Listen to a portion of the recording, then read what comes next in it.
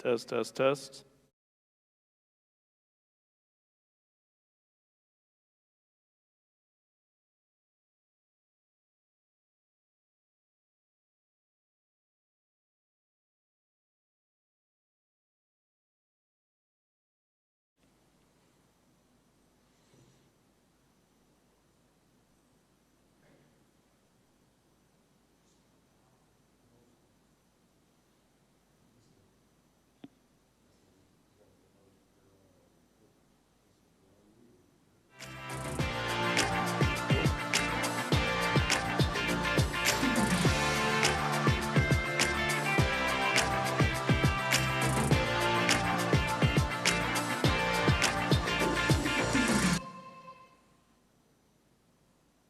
Good morning, everyone. Welcome to NorthStar Community. I'm excited to be here, and the subject today is the law of human gravity. And it's one of my favorite ones because it helps us to understand what addicts go through. So again, I'm assuming if you're online with me right now or here in the sanctuary, you either are on a recovery journey for yourself or you're trying to find out more about how to navigate the world of being a family member or friend of someone who is addicted. So understanding the law of human gravity is really important here. So just so real quick, NorthStar Community is based on a Christ-centered addiction. We love the 12 steps. We love AA. For us, we like the fact that we can say that our higher power is Jesus Christ.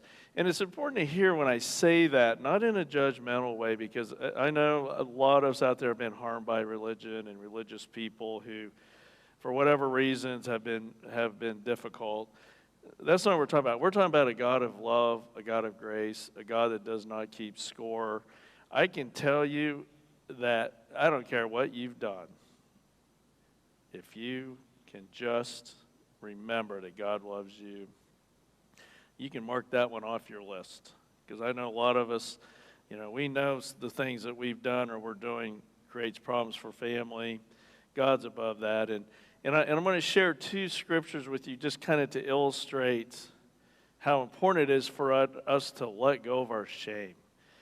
Shame and perfectionism, they all kind of come together. Shame, perfectionism, all these things we hold on to that keeps us from recovering. It keeps us from really understanding what a rich, full, meaningful life is. And so the first one is, this is where Jesus is on the cross. He is hanging on the cross.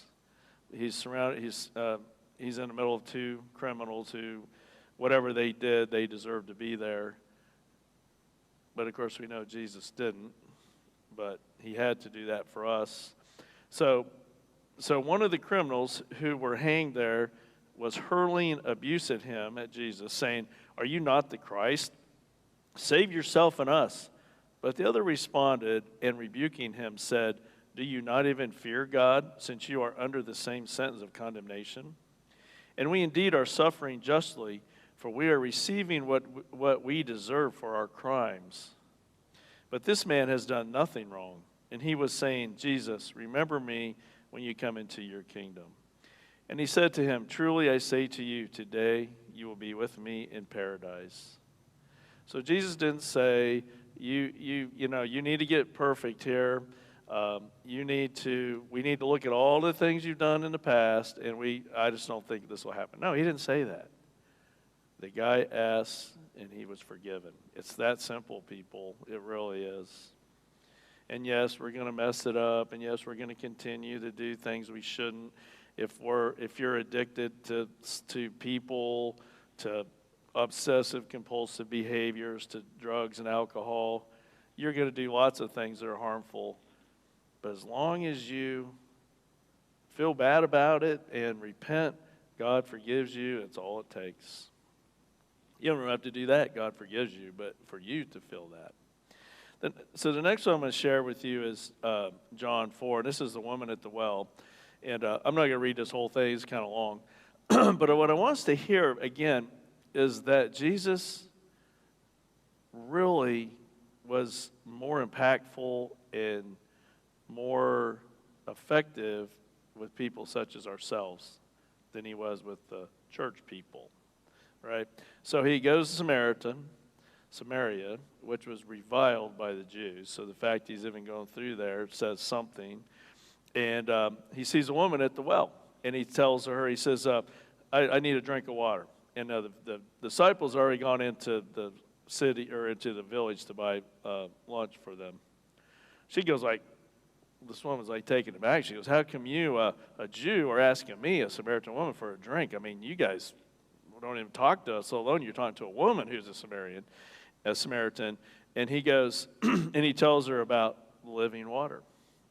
Of course, she goes, of course, she's being very literal, goes, well, you don't even have a bucket. How you can do that? And he tells her about this endless living water that he offers her. So she goes, oh, sir, give me this water so I won't ever be thirsty again, and I won't have to come back to this well again. But you think about it, kind of an example of us in our addictive state, right? Looking for that next high, looking for that next thing that'll solve all of our problems, even though we know it won't. And so Jesus says to her, he goes, well, go get your husband and come back. And she goes, sir, I'm not married. And he goes, of course you're not. He goes, not only do you not have a husband, but you've been married 5 times. And basically what he's saying was, part of what do we talk about all the time? The 33 broken relationships we have when we become addicted to people. And so she goes, well, obviously you're a prophet then. And so Jesus says to her, I'm the Messiah. Now, if I get this right, she was the first person he told that to. He didn't tell the church people. He didn't go out and tell all those good people out there. He told a woman who was struggling with her own addictive behaviors, I'm sure destructive in many ways. And he told her first. That should tell us a lot about God's grace, God's love, God's forgiveness. And so today, when we look at the law of human gravity, what we have to look at here is two forms of addiction. There's the addiction of I have compulsive behaviors that I simply cannot stop doing. I drink too much. I use drugs that are killing me, robbing me of all my income, all that stuff. I'm doing compulsive behaviors that are driving me to depression and anxiety. I'm spending too much money on Amazon every day, all that kind of stuff. But then there's the other addiction of us being addicted to people. And that one's tough. You hear the word co-addiction or codependent. What it really means is we become addicted to people. And so for us, I want you to think about all those things that you feel bad about, all that shame that you feel, all of that. So when we talk about the law of human gravity, this will make more sense to you. So let's talk about the law of human gravity really fast. So the law of human gravity is this immutable rule of human behavior that we will always gravitate toward the path of least resistance. So this is where people who are not addicted to drugs or compulsive behaviors, or people sometimes have a little hard time understanding this, but for us that have been through all that, we understand this completely. So this is good for family members to hear this. I was talking to a couple of people this week who are really struggling with loved ones in their lives who are addicted and just cannot stop. And just kind of this hard to understand, hard to get, why can't they just stop? They continue to cause so many problems for themselves and others. Why can't they see it? Well, the law of human gravity helps us understand that a little better. So one of the things that we have to remember about addiction is that we loathe ourselves. Self-loathing is so important to understand. We all have our insecurities. We all have things we don't like about ourselves. But when we become addicted, we grow to really, really dislike ourselves. We don't see ourselves as lovable. We don't see ourselves as valuable. We don't see ourselves as important. And so the thought of living sober, the thought of living without all these compulsive behaviors, the thought of not in my 33rd broken relationship, all that is way harder to do, to live without that than to live with it. So how many of you said this to a loved one? If you don't stop, you're going to lose your family. If you don't stop, you're going to lose your job. If you don't stop, you're going to die. And the addict, the person you're talking to, will sit there and tell you they understand, they get it, and next thing you know, they're still out using. It's because it's more difficult and it's more painful to live sober than it is to live with all that. I know that sounds almost impossible for some of you to understand, but it's not that impossible. And I challenge all of us out there, we all have hurts, habits, and hang-ups. And if you are sitting there thinking about someone you know who just can't stop, look at yourself, because there's probably things you're doing you can't stop either. So a lot of addiction comes from our childhoods, our past trauma. Unresolved trauma creates so much problems in our lives. It creates so much pain. When you feel that you're unworthy, when you feel you're unlovable, when you feel you're not important, everything you do drives your shame up. You then develop crazy thinking about perfectionism. They don't want people to love you if you're perfect, which we know never happens. You know that no matter what you do, it's wrong, it's not good enough. You lived with parents or lack of parents who loved you in the right ways. So many of us, our script got flipped over as children. Our job, the parents' job in healthy families, is to help their children become healthy, happy, and whole. When you're in the dysfunctional families, what I've seen so many times is that what we experienced as children was it was our job to help keep our parents healthy, happy, and whole, which is unrealistic and abusive in its own way. So I want to make sure I say this. For you out there that are parents, that you're feeling guilty about how you parented, you got to let it go. You're doing no one any favors by hanging on to your guilt and shame. Get healthier, get yourself into groups, and get yourself better. For you that are parents now, for little kids, look at what you're doing. Make sure you're putting things in order. Our society is turning more and more to, we just are so afraid of pain. We're so afraid of accountability.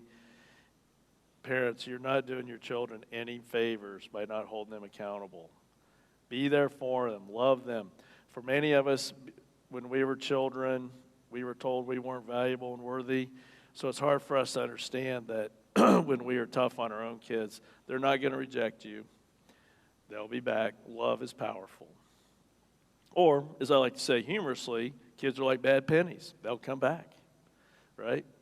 But the point is, our past, we've got to get it, we need to become aware of it, and then we need to resolve it so we can move on and be grateful for the life we have. But when we have the law of human gravity, what we do is we're so busy defending and surviving that it's just so painful for us to not do all those things and deal with who we are. And so what I always tell people is, you're not so bad. You're not perfect. Maybe some of you aren't even awesome, but you're not so bad. You deserve to recover. You deserve to get better. You deserve to break away from toxic people. You deserve to quit being that toxic person and have a rich, full, meaningful life. So the problem is so here's a statistic for you that since 1990, depression rates have increased by 50% in the United States. Lots of reasons for that I won't go into today. But the fact is, there's so much anxiety, there's so much depression, there's so much, and people that really don't have reasons to be anxious. Most of us have pretty good lives. So living with an addictive kind of living helps us to, we think it's helping us to avoid the anxiety and the loathing and stuff and the depression, but the fact is it makes it worse. And so the only way that we can flip that grid or flip that lifestyle from addictive to non-addictive is it really becomes a change in perception. The first thing we have to do is we have to acknowledge the fact that we are addicted. Pre-step one is a hard place to be.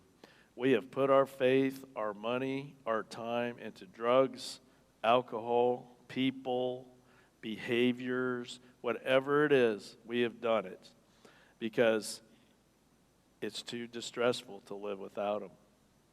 How many of you out there right now, your drugs of choice, your alcohol of choice, your behaviors of choice, they don't really make you feel better anymore.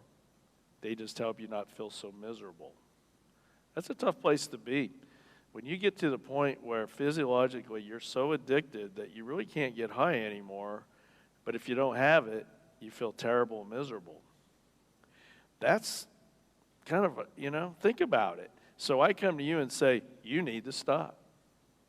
And you go, I do need to stop, but I don't want to be that miserable. It's hard. I hope none of you hear that I think any of this is easy. A change in perception is the only way it happens is that we realize that what we're doing now is causing more distress than it is helping. That's the only way. As Dr. Tversky in his book, Addictive Thinking, writes, he says, when any of these, talking about hurts, habits, and hang-ups, alone or in combination, reach the critical point where the misery equals or exceeds whatever relief the substances provide, then the person's perception of what is greater or lesser distress changes. So here's what I really hate to say to all of us, but it's so true. You will never, ever heal without pain. I wish it wasn't true. I wish I could say to you, you know what? Just stop. It's going to be great. That doesn't work that way. Our pain is so high now, we can't change. And guess what? We have to hold up the mirror in our face, look at ourselves, and realize we're not so bad. You know how hard that is? How difficult that is when you grew up seeing what a mess you were, how flawed you were, how wrong, bad, whatever words you use. Those are the words we use. Terrible, horrible, loathsome, awful, blah, blah, blah. The only way you can get better is with pain. Families, listen to me on this. So, this is actually what I was going to use for my title, but I chose to talk about law of human gravity. But the part of the law of human gravity is the quote you have to say to yourself as family and friends who are involved with addicts. When you intervene, a lot of times it's well-meaning, you're doing it for the right reasons. All you're doing is prolonging the inevitable. The only way, and you know there's people out there listening to me who are addicted or in recovery, you know the only way you changed was when your pain thresholds got higher using than not using. That's the only way it changes. So every time, parents, that you artificially jump in and bail someone out, give them money, rescue them again, all you're doing is prolonging the inevitable. I've had parents come to me and after they've lost someone and talk about how they should have listened.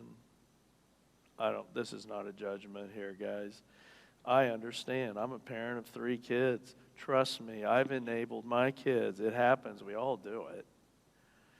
But there's a point where we have to start saying to ourselves, when I intervene, I'm only prolonging the inevitable. When we become addicted, we are going to destroy our life. We're going to destroy people around us if they allow it. We are going to make a wreck of our finances. We're going to make a wreck of our health.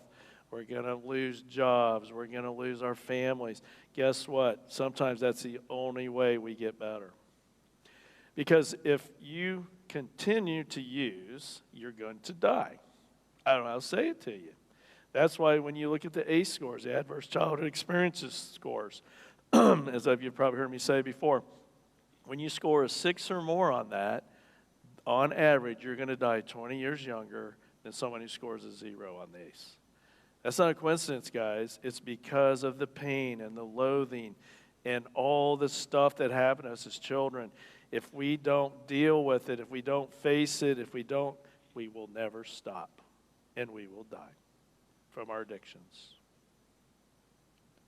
So, without intervention, addiction will take its course. If you do nothing for your child who's addicted right now, as painful as that is, you are doing them much more favors than if you keep trying to coddle them and save them. And one last time, how many times have we said that one? This is it, no more. I'm not going to help you one more time until the next time, right? So make sure you hear, there's no judgment. I get it. But when we intervene, all we do is we prevent the change in perception of using is worse than not using. What we do is we prolong that.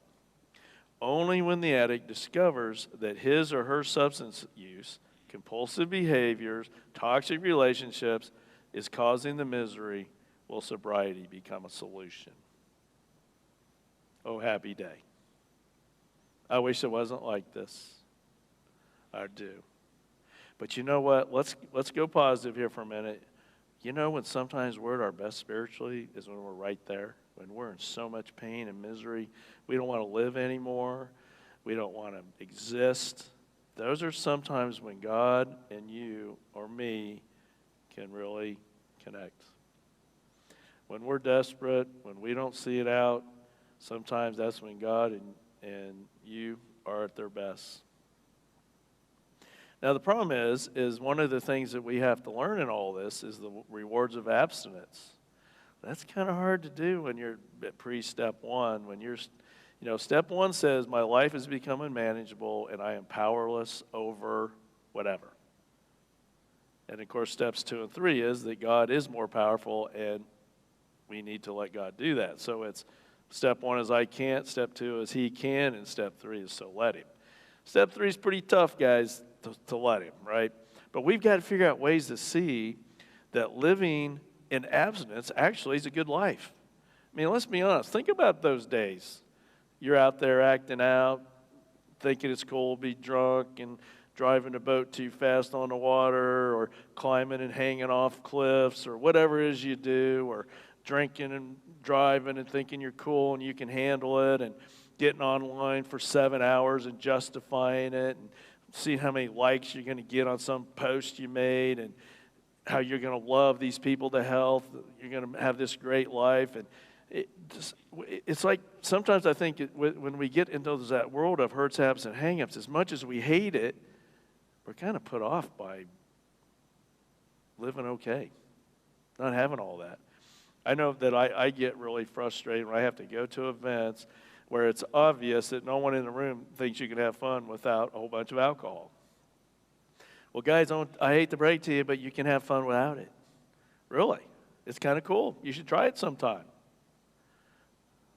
Living without all that stuff, you don't even know if you haven't done it for a long time.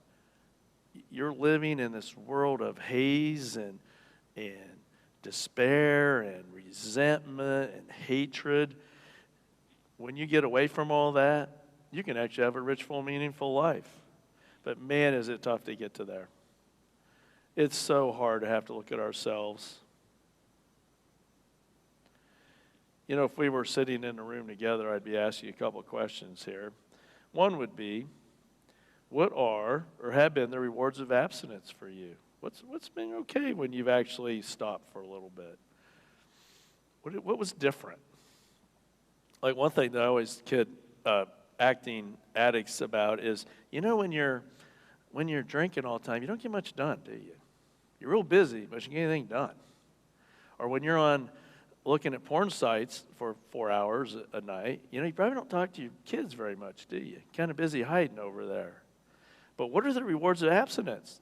That maybe you started to notice some flowers that you hadn't seen before because you were so busy running and doing nothing. Or maybe you actually got to go enjoy your kids do something, right? These are things that we don't know and we're using all the time. And what are those things, if we were sitting, I'd ask you, what are those things that have kept you from it? Kept you from being abstinent? And unfortunately, we have lots of answers for that. So the winning combination here is rock bottom experience, which I have written in big letters here, pain, awareness of what's driving our pain, our emotional pain, our psychological pain, and then the realistic anticipation of the benefits of abstinence. That's what helps us. I'm all about awareness, about what drives us. There's so many things that go on in families that no one ever sees. Oh, we all can name that one family we know who's always causing chaos and all these things. But you know what? There's a whole bunch of other families out there that look really good. But there's a whole bunch of bad stuff going on. If you can't deal with that, if you can't understand that, you will not become sober. You will not flip your law of human gravity.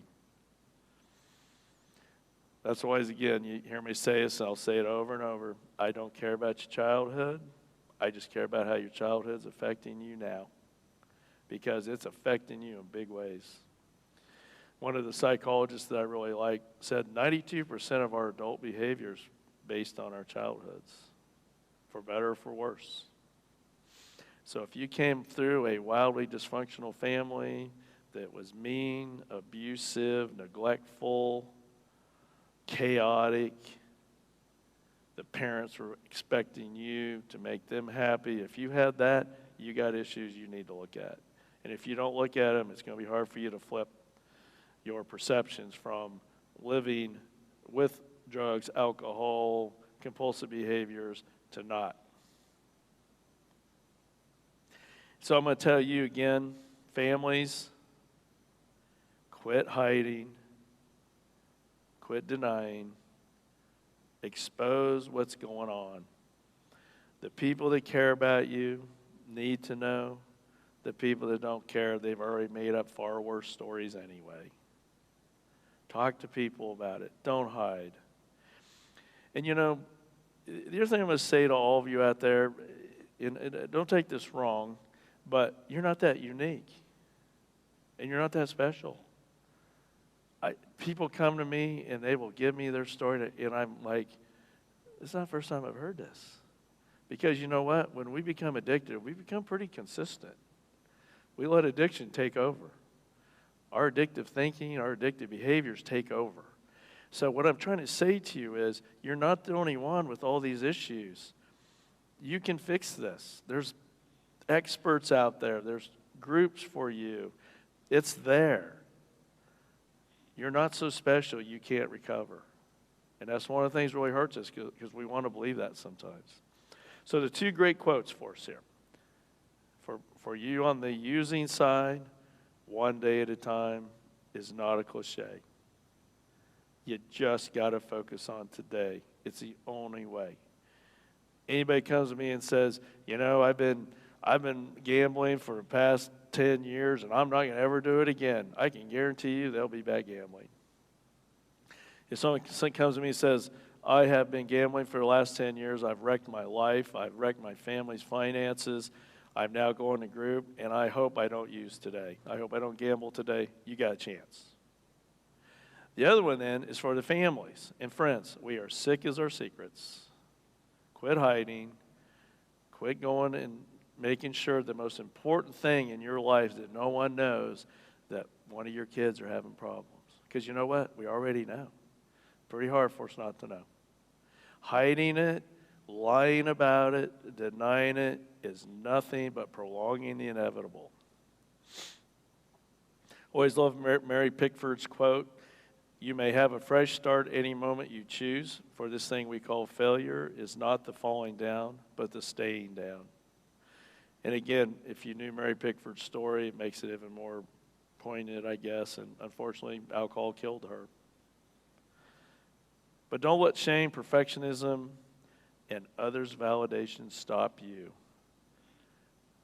People have short memories. Yeah, if you came out and started talking about how much problems you're having in your family, yeah, people might talk about it for a couple of days, but we all have short memories. We got other things to worry about.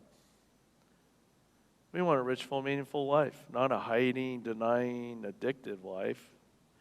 We've got to find ways to flip that perception.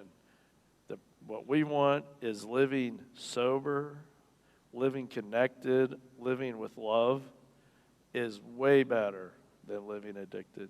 I know it's hard to understand that, but you will never experience the things that you so desperately want, and you're trying to get substances or behaviors or people to make for you, when the fact is, you can't get it that way. We can better understand and more readily see our addictive behaviors when we are with other people sharing similar stuff. In other words, get yourself to groups somewhere. Get yourself to support groups. In the safe confines of fellowship meetings, we truly can begin to dismantle our walls. Maybe we can even start getting our life back. So I wrote this down some time ago. I decided, what does a rich, full, meaningful life look like? This is what I wrote down. I can see that my high ACE scores is validation that I have resilience. I'm here recovering, putting my past behind me in ways I won't forget, but not hold me back. My feelings of abandonment no longer confuse me, but is clear and tangible. I can now see myself as valuable and talented. I have realistic expectations of others and myself, not perfect, but honest and caring. I am active and engaged. I'm not laying in my basement, fetal position, sucking my thumb is what I'm trying to tell you here. I am engaged and I'm active. I live with purpose and meaning. When you can change your purpose from getting high or acting out to connecting, yeah, it's worth doing. I accept that life can be equally difficult and beautiful, and I am not shocked when either occurs. I know I must feel to live. I do not judge my emotions. Instead, I'm aware of them, and I take actions to behave properly. I will continue to grow and heal with God's help. I've always had a desire to learn more and experience life. I will be emotionally and healthily available to others. I am unsure of the future, but I am not concerned. I will live and I will love. That's what a rich, full, meaningful life looks like, or at least a lot of it. And if you're if you're hiding, if you're denying, you don't even know what I'm talking about. It's worth flipping that script from I can only make it through substances or other addictive behaviors to I can do it without it. But it's hard. You got to get yourself somewhere. So if you're here locally in town, here in Mechanicsville, we meet on Sundays at 9:30 Sunday school. Very small group. A great place for you to come and try, talk about what's going on in your life. Of course, we have the online service now. Friday nights at 6:30, we have a support group with a full meal. Come around the back of the church. We'd love to have you come. You will not be judged. You'll be amongst other people who will know exactly what you're talking about. Wednesday night, we have a book study support group, and right now the subject is codependency. So for all you out there that are prolonging the inevitable for loved ones, this would be a good group for you to come to. You're not alone. So if you ever want to contact me, you can email me at csimpson@wgva.church, or you can call 804-746-5081. I'd love to hear from you. So hang in there, families. Let it happen. Stop intervening. People that are addicted, working on stuff, your hurts, haps, and hang-ups are too strong. One day at a time. One day at a time. It's worth it. So we always close with this prayer of serenity, so let's go ahead and do that. God, grant me the serenity to accept the things I cannot change, courage to change the things I can, and wisdom to know the difference. Living one day at a time, enjoying one moment at a time, accepting hardships as a pathway to peace, taking as Jesus did the sinful world as it is, not as I would have it, trusting that Jesus will make all things right if I surrender to his will, that I may be reasonably happy in this life and supremely happy with him forever in the next. Amen. Thank you again for joining, and have a great week.